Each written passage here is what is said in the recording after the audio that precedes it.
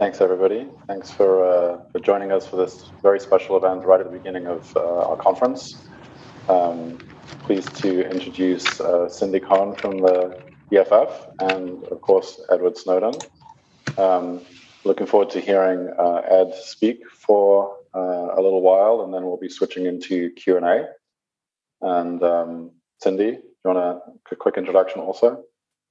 Sure. I mean, it's really hard to think about how to introduce Ed Snowden. I, of course, like to think of him as the person who gave me evidence to prove what I have been suing to stop for a very long time. But that's pretty personal. I think that, Ed really opened the eyes of the whole world to the links to which the, national security argument had been used to really drive a huge hole through our privacy and security. And I think we all should be indebted to him.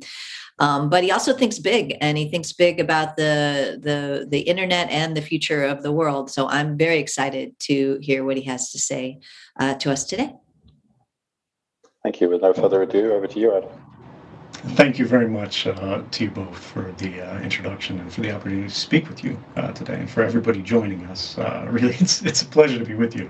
It's one of the blessings of technology, despite all of the difficulty that it's introduced to our lives collectively, and of course to my life individually, that if there is one tyranny that we are overcoming, it's the tyranny of distance.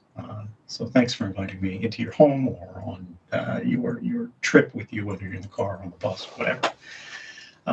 So the topic for the conversation today is supposed to be, how we fix a broken internet. And I think we need to begin on that by thinking, what's wrong with the internet? It's faster, it's more connected, it has all these wonderful things. But when I think about the internet structurally and the challenges that it's facing, they really do go deeper than that.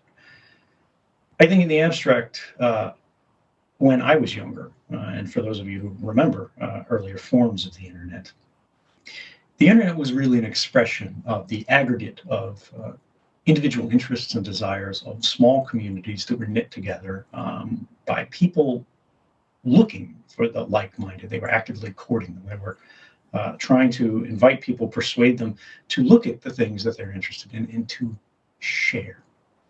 And I mean that share in a pure sense. It was really given away. There weren't a lot of commercial interests in the earliest expressions of the internet. I wrote in my book, Permanent Record, that what I saw was the replacement of a creative and cooperative network with something that was commercial and competitive.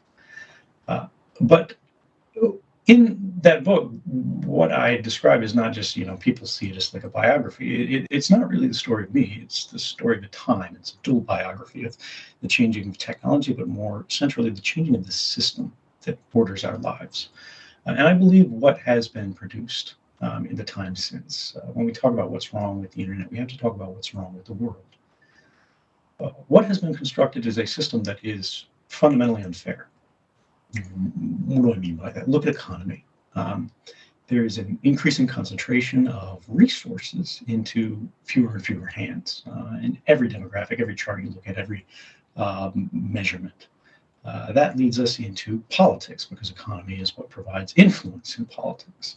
I think in many of the world's most important countries, whether we're talking about the developing world or developed democracies, as we like to term them, the result is really the same. Voting choices are engineered so that regardless of the outcome, nothing will fundamentally change. Okay, a popular quote. And then that's really the problem, isn't it? What we need, what even children in Sweden recognize today, is fundamental change. And this brings us to culture. It brings us to media, discourse, expression, community. This is the broadest of the subjects that we sort of contend with here, but it's also the easiest to evaluate in short, by simply gesturing broadly to it and saying, when you look at what's being discussed, when you look at how it's being discussed, who is discussing it, and the impact that it has, the results that it's producing, the impact that it's having on our lives, are you encouraged by what you see?